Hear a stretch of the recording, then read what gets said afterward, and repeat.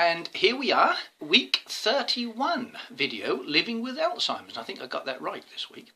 And here, as promised, is my wonderful wife, my wife of 24 years. Yes. On the video.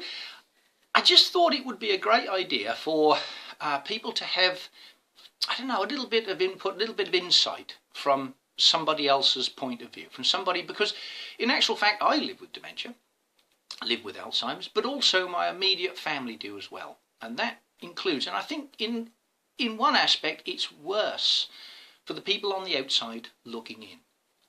So I think I'll start off. I'm going to try and do an interview type thing. I don't know how it's going to go, but we'll see. I'll try and keep track of what I'm doing. I'm going to ask you, Teresa, the sort of things that you noticed in the really early days, because I can't remember that far back, what you noticed prior to me having a diagnosis, the things that led up to that initial diagnosis. You changed a little bit personality-wise. You, as you know, you're a very practical guy, and if you were asked to help, you were getting frustrated, which was so not like you. You really worried me on one occasion when we were driving, and you really didn't know where you were going, and that was really apparent to me. We got there in the end with me saying, you know, you've got to go left here and right here. And you kept leaving the room to go and write stuff down, which you did to a point because of business. This was when I was running the business. Yeah, but you were doing it more often. And when I spoke to Kate, our daughter, between the two of us, we both realised that we had noticed things which we knew were not right. Not right, okay. And I think it's fair to say, and I believe I'm right in saying this, it took nearly 3 years to get a diagnosis? It took 3 years exactly. Yeah. It was basically Easter when we finally, that was when the incident with the driving happened, and when I persuaded you to go and see a doctor, and it was exactly 3 years later, in April, again, that you got the diagnosis. Okay, now, fine. So we got the diagnosis, a long period, and it was a difficult road. After getting a diagnosis, it's not an easy thing to cope with, and I know that so many people in the same situation as us are just put out there. There is no help or very little support anyway, and that's a difficult place for anybody to be. It changes your husband, is that fair to say? It changes your whole life, and it changes everything that you had, I suppose, really got planned for the future. Is that right, Teresa? Is that how it is? Yeah. Right, because we all have plans. You get to a certain age and you look forward to retirement, maybe, even though it's still a fair way away for us, but it's totally changed that. I can't think ahead anymore because I don't know what the future brings. So the bottom has, and it certainly did, in that first year after diagnosis, the bottom did drop out of my world completely. So here we are. We're how many years now since I've been diagnosed? Well, this April it will be 3 years. 3 years since diagnosis. Now, there'll be a lot of people out there who'll be in the same situation-ish as us, and they'll be interested to know what it's like on a daily basis. We'll just say, I don't know, let's just say that I get up in the morning with you and you're going to work, because I work 3 days a week and Teresa works 3 days a week. And, you know, you're going to work, and let's just say I'm going to be left on my own. Just the rough sort of guide of what our daily life is like. Well, the first thing I do is make sure that you've had a drink, make sure you've taken your tablets. So I do forget to drink sometimes, I think, don't I? Yeah, sometimes you'll have a drink in front of you and you will still forget to drink it even though it is actually in front of you. I find you need prompts, which obviously if I'm not here to prompt you, it worries me. But I always write, we have a board in the kitchen and I write down anything if anyone's coming. Oh, the whiteboard, yeah. Yeah. I write down, because you like to try and start the tea, so I like to have a plan for what we're going to have, so I might write on that board, could you peel and cook some carrots? Yeah, it does have to be detailed a little bit. It does. That's no good just writing what we're having, because you need prompts to get to that stage. Yeah. And I always say, just do what you can, and then when I come home, we end up sort of doing it together, because with me prompting, you can do it. Mm-hmm.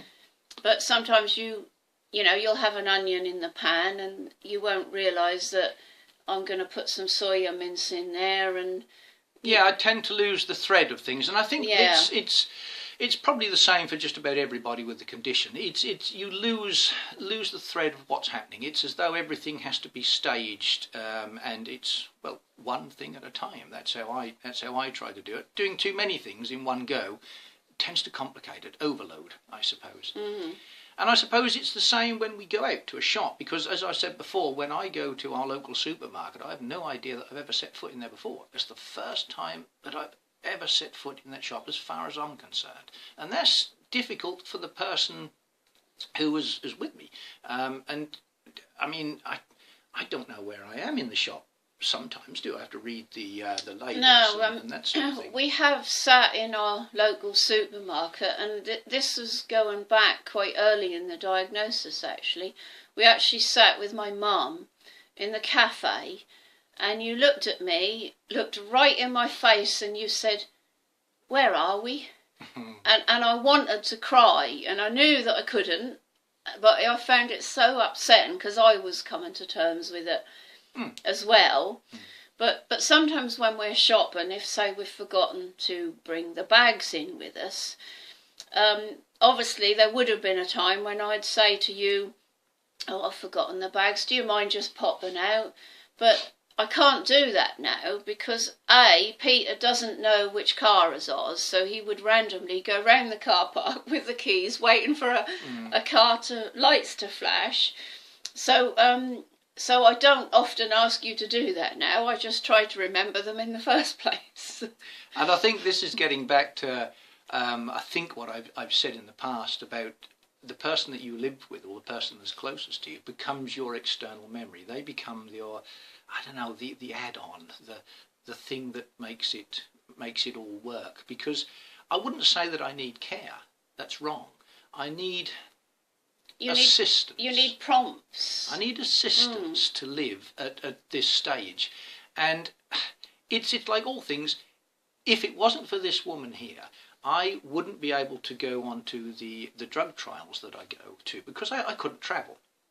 That's fair, isn't it? I can't travel to London on my own. We go to the same place every month, or we're not now, but you would still not have a clue how to get there, despite the fact that we've been there, it must be 10 times or more. So. And I think this is also the person who pushed for a diagnosis, the person who kept pushing and pushing and pushing until they gave us the final and I suppose the correct diagnosis. But if it wasn't for somebody else to push it, then it would never have happened, or it would have been a lot longer happening. So, it's fair to say. But I think it's also fair. I mean, there's plenty of downsides about this, and short-term memory, and not knowing where to go in shops, and probably calling the pets wrong names. Which I did find quite upsetting to begin with, but that's just minor. You've got to move on. The pets don't mind.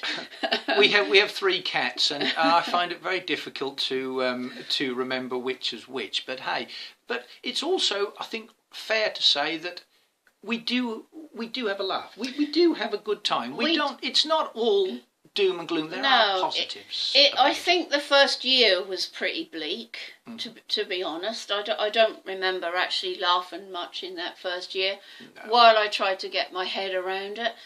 But really, you've made it easier for me with your positivity. You've helped me, I think, as much as I've helped you. So maybe together we're not a bad team. No, maybe not. maybe not. Well, there's no maybe about But, it. We aren't. We're pretty good together. I think. Here's the thing. I don't know. Both of us make one good one, if that makes sense. Well, yeah, because your glass has always been half full and mine's always been half empty, So hasn't it? we help each other, and that's a positive thing. That's what it's all about. Now, we've rattled on here now for, I'm just looking at the little clock here, and it's 10 minutes or more, so I think it's enough now. I hope that that's given you a little insight from Teresa's point of view, the lady who's been with me all the way through this journey. She's been the one who's been closest to me than anybody, and she's the one who probably knows me better than I even do myself. Probably. At this stage and now. She's the one who sees all the things that I don't see. She's the one who remembers everything I forget. I'm the one who finds the margarine in the cupboard and not in the fridge. Ah, yeah, okay. Yeah, well, that's another completely different story. But you know what? We muddle through, and you know, in the grand scheme of things, putting things in the wrong places, forgetting where stuff is, you know what? It's minor. It's minor. You know what? We struggle through it, okay? And I say we struggle through it. We get through it, okay? So the thing is, I think the lesson here is, so can you. But I do worry about people out there who are undiagnosed and the struggles I've seen Peter have. That if there's nobody watching out for these people, that these little struggles become big struggles when there's nobody to help. So look out for your relatives and, you know, do get them to a doctor if you notice things. Don't just muddle through and do help these people. Now, on a little, just a little different note, something that's just sprung into my head. Last week, I said that I was going to finish the videos at week 52, a year. Which is a year. And there's been so much feedback about that, and so many people that have said that, you know, they'd be very sad to see me finish it, and the amount of private messages I've had, there's just so many, I couldn't deal with them all. So, we have come to the conclusion that we won't stop at week 52. We'll go far past week 52 as I possibly can, and I'll keep doing these weekly updates for you as long as A, you're happy to watch them and they help people, and B, I can keep doing them. So that's great. So thank you all so much for your support over the last 30 weeks. It's been wonderful, and here's to another 30, maybe 40 weeks. And hopefully I'll get my wife back on again in a few weeks' time with another update from her, and we'll cover a different section of dementia. Well, as I always say, have a great weekend, have a great week, and thank you so much for listening, and we will see you again here next week. Thank you very much. Bye-bye. Bye.